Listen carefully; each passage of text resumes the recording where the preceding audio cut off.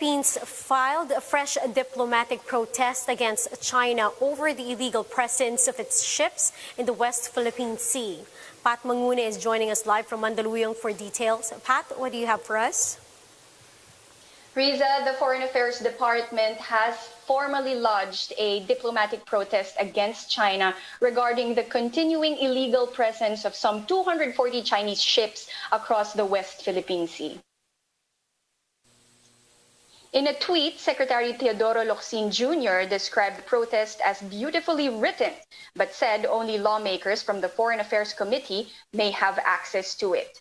DFA Executive Director for Strategic Communication, Ivy Banzon, later clarified that 2 diplomatic protests were sent out today.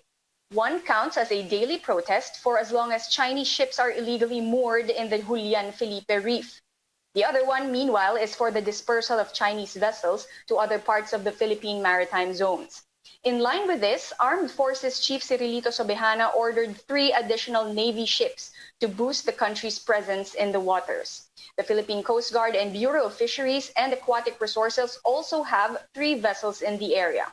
This has been the country's largest presence in the West Philippine Sea to date. In a forum hosted by Strat-based ADR Institute, international law experts urged the AFP to strengthen its naval forces. Other maritime law experts also called on the government to be relentless in filing diplomatic protests to put pressure on China to leave the territory. A whole-of-alliance approach is also needed through gathering support from other allied countries that have mutual interests with the Philippines. The 240 Chinese vessels transferred from Julian Felipe Reef to the Gavin Reef, Mischief Reef, Ayungin Shoal, and other reefs and islands within the EEZ.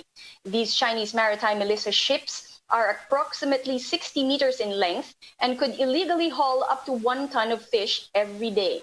The PCG has also warded off some Chinese fishermen who were caught illegally harvesting giant clams.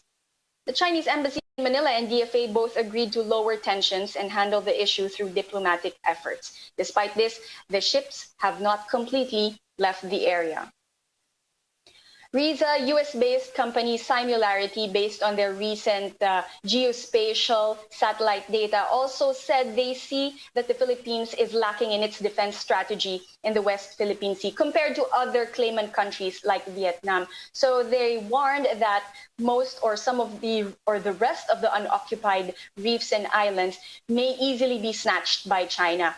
And former Supreme Court Justice Antonio Carpio also said that it would be the collapse of the UN Convention on the Law of the Sea if we let China win.